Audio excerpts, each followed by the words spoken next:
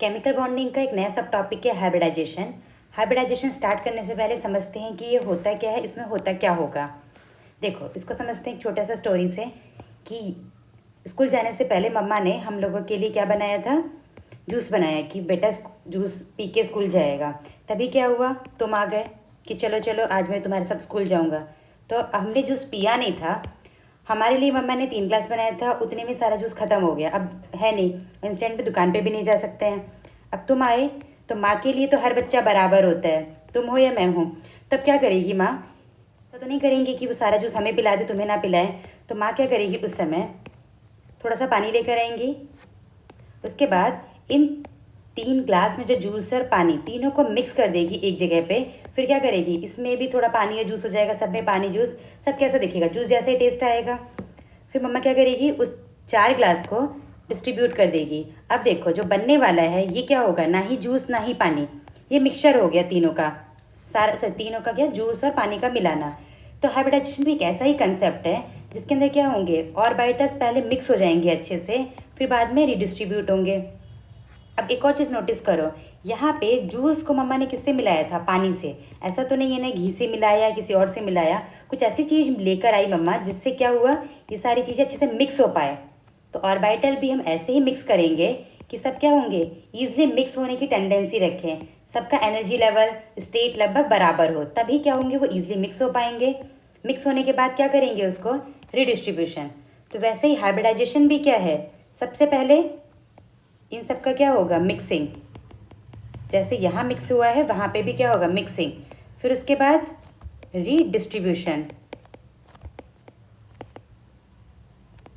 और मिक्सिंग भी कैसे, मिक्सिंग ऐसे ऑर्बिटल का या जिनकी एनर्जी क्या होगी, सेम होगी। क्लियर। तो वैसे यहाँ पे क्या होगा, ले लेते हैं ऑर्बिटल, एस ऑर्बिटल, ये p x p y p z, p x p y p z सब सिमिलर ही है। एस थोड़ा सा अलग है पर इन लोगों की एनर्जी क्या है, बराबर है। ये 1s लिया है, ये सॉरी ये 2s लिया है, 2p 2p 2p, energy level बराबर है। ये सारे क्या हो जाएंगे, मिक्स, अच्छे से मिक्स हुआ। फिर क्या करेगी मम्मा, इसको डिस्ट्रीब्यूट। जैसे मम्मा ने जूस को डिस्ट्रीब्यूट किया है, अब हमारा काम है पढ़ाई करना, तो हम केमिस्ट्री की चीज़ों को मिला रहे हैं, तोड़ रहे हैं, ठीक है। ये क्या हुआ, जैसे ही मिक्स होने के बाद वो ना ही पहले जैसा रहेगा, कुछ नया बनेगा, और उनकी प्रॉपर्टी पहले जैसी थोड़ी सी रहेगी पर नए बनेंगे। जो नए बनने वाले होंगे उसे क्या बोलेंगे हम लोग, हाइब्रिड ऑर्बिटल, हाइब्रिड ऑर्बिटल। और हाइब्रिड ऑर्बिटल में 2 लोब होंगे, एक लोब कैसा होगा, बिगर या लार्ज लोब, और ये कैसा होगा, स्मॉल लोब। जो लार्ज लोब होगा वो क्या करेगा, वो बनाएगा बॉन्ड, बॉन्ड फॉर्मेशन में उसी का ही यूज़ करेंगे। क्लियर। हाइब्रिडाइजेशन क्या है, कोई क्या पूछेगा तो क्या बोलेंगे आप लोग, mixing of orbital and redistribution. पहले मिक्स करेंगे और रिडिस्ट्रीब्यूट करेंगे। इसके साथ एक और टर्म बोलेंगे, किसको मिक्स करेंगे, जिनकी एनर्जी कैसी है, कंपेरेबल, एनर्जी बराबर है, वही क्या होंगे, मिक्स होंगे।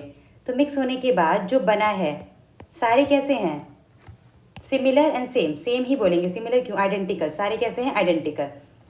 ये था एस, ये पी, ये पी, ये P.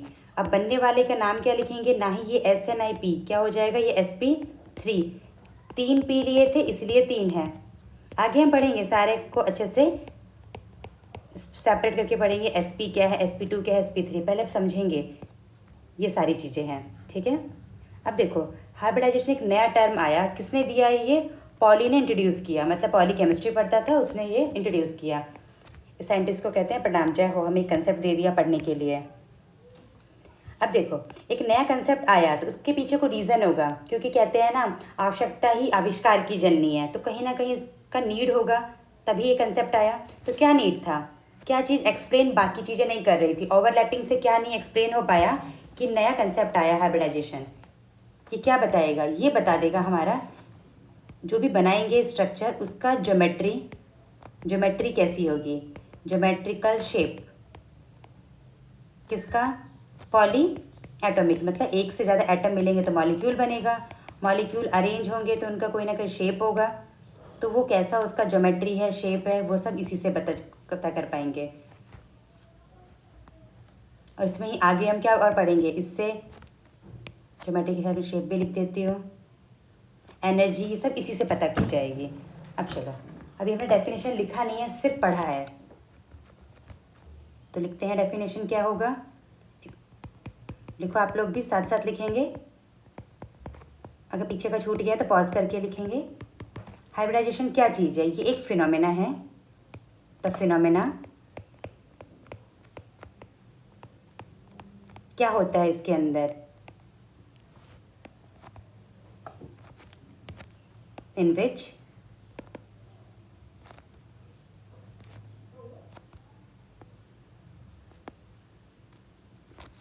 Process of mixing, mixing कैसा, intermixing, intermixing of orbital, orbitals. कैसे ऑर्बिटल्स होंगे, स्लाइटली डिफर होंगे, थोड़ा सा डिफर होंगे एक दूसरे के, पूरे ज़्यादा डिफर नहीं होंगे, स्लाइटली डिफर या डिफरेंट इन एनर्जी। ज़्यादा डिफरेंस होगा तो बॉन्ड नहीं बनेगा, ओवरलैप नहीं होंगे। ये हो गया in which intermixing of orbital of slightly different energies, इतना करके लिख सकते हैं। फिर क्या होगा दूसरा, या लिख ही लेते हैं, सो एज टू रीडिस्ट्रीब्यूट। ये टर्म पूरा लिखना है, अगर आपने सिर्फ मिक्सिंग लिख दिया वो कंप्लीट डेफिनेशन नहीं होगी। Mixing and redistribution, redistribute, redistribute their energy या एनर्जीज। कैसे रीडिस्ट्रीब्यूट होगा, रिजल्टिंग, क्या रिजल्ट होगा, रिजल्टिंग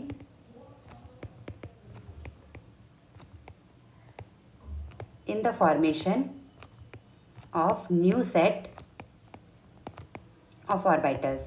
सब्जेक्टिव पेपर पूरा लिखना पड़ता है, इसलिए लिखने के लिए बोला है। जब न्यू सेट ऑफ ऑर्बिटल में डिस्ट्रीब्यूट होंगे तो कैसी हो जाएगी उनकी एनर्जी, ऑर्बिटल्स ऑफ इक्विवेलेंट, सब कैसे दिखेंगे, एक जैसे, इक्विवेलेंट एनर्जीज भी होगी एंड शेप भी होगा। देखो दोबारा देखो, ये फिनोमेना है जिसके अंदर क्या होगा, इंटरमिक्सिंग। जो जो टर्म इंपॉर्टेंट है उसको हाईलाइट कर लो। इंटरमिक्सिंग ऑफ ऑर्बिटल्स क्या होना चाहिए, स्लाइटली डिफर होना चाहिए। फिर उसके बाद रीडिस्ट्रीब्यूशन, रीडिस्ट्रीब्यूशन हो गए तो क्या बनेगा, formation of new set of orbitals, नए सेट के ऑर्बिटल बनेंगे, पहले जैसा नहीं रहेगा, नया सेट बना। नए सेट की एनर्जी कैसी होगी, इक्विवेलेंट, और शेप भी कैसा होगा, एक जैसा। देखो ऊपर हमने जो ड्रॉ किया था सबका शेप कैसा था, एक जैसा। क्लियर। अब देखो इनके salient feature of the hybridization, क्या क्या फीचर्स हैं, एग्जाम पॉइंट ऑफ व्यू से है, क्या क्या आते हैं उसको लिखना है। तो देखो, नंबर ऑफ हाइब्रिड ऑर्बिटल, जितने हाइब्रिड ऑर्बिटल मिक्स हुए हैं वो क्या होंगे, उतने ही हमें हाइब्रिडाइज मिलेंगे। स्टार्टिंग में अगर 2 लेंगे तो बनने वाले भी कितने होंगे, नए 2। अगर हमने स्टार्टिंग में 3 को मिक्स किया तो कितने बनाएंगे, न्यू 3। तो number of hybrid orbital is equal to the number of atomic orbitals to get the hybridize. जितने एटॉमिक ऑर्बिटल हाइब्रिडाइज होने जा रहे हैं उतने ही नए बनेंगे। Clear. Second point, the hybridize orbitals are always equivalent in energy and shape. Hybridize orbital का मतलब जो बनने वाला है, जो बन गया है वो क्या होंगे, हाइब्रिडाइज ऑर्बिटल। एक सेकेंड समझ लो, ये है SP, D, ये सब कैसे हैं, ये हमारे प्योर ऑर्बिटल्स हैं, मिक्स होने से पहले।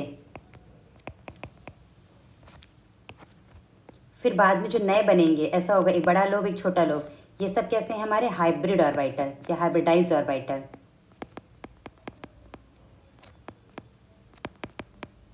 तो जो हाइब्रिडाइज ऑर्बिटल है उनके क्या होंगे, equivalent in energy and shape. ये याद रखना, ऑलवेज ऑलवेज केमिस्ट्री बहुत ही कम कम जगह आता है, जहाँ जहाँ पे इसको अच्छे से फोकस करना है।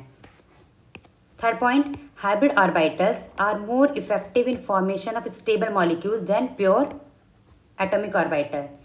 जो प्योर वाला बॉन्ड बनाएगा उससे ज़्यादा इफेक्टिव कौन बनाएगा, हाइब्रिडाइज्ड। फोर्थ पॉइंट,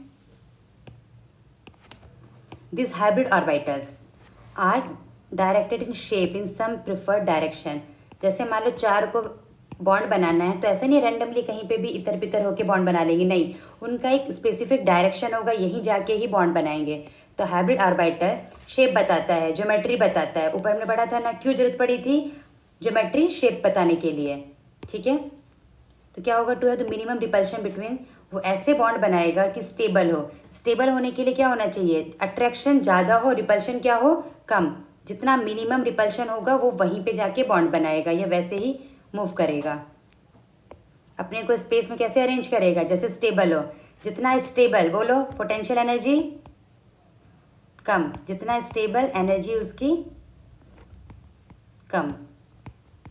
ये चीज़ याद रखना, एनर्जी कम है तो कौन सा फोर्स ज़्यादा होना चाहिए, अट्रैक्शन फोर्स। अट्रैक्शन नेचर ज़्यादा होगा तभी तो बॉन्ड बनेगा। किसी दो के बीच में अगर रिपल्शन है तो कैसे बॉन्ड बनेगा, धक्का देंगे दूर होंगे। अट्रैक्शन ज़्यादा है तो बॉन्ड बनेगा। अब इम्पॉर्टेंट कंडीशन फॉर हाइब्रिडाइजेशन, क्या क्या इंपॉर्टेंट कंडीशन है, चलो देखते हैं। The orbital present in valence shell of atom are hybridize. किसी भी एटम में जितने भी इलेक्ट्रॉन्स हैं, 18 हैं, 10 हैं, 32 हैं, सारे हाइब्रिडाइज नहीं होंगे। कौन होंगे, वैलेंस सेल के जो बॉन्ड बनाने जाएंगे वही, सारे नहीं, याद रखना, valence shell electrons of an atom. Second point, ये आपका टर्न है, सेकेंड पॉइंट आप पहले आप पढ़ें। क्या था, the orbital undergoing hybridization should have almost equal energy. ये तो हम अच्छे से पढ़ चुके हैं कि जो भी होंगे एनर्जी इक्वल होनी चाहिए, ऑलमोस्ट इक्वल होनी चाहिए। एग्जैक्टली इक्वल तो पॉसिबल नहीं है क्योंकि अलग अलग है, एस अलग है, पी अलग है, बट लेकिन ऑलमोस्ट इक्वल होना चाहिए। 1s को आप 3p से ओवरलैप नहीं कर सकते, 1 और 3 में बहुत गैप है। 2s को किससे ओवरलैप करेंगे, 2p से, क्योंकि एनर्जी डिफरेंस कम है।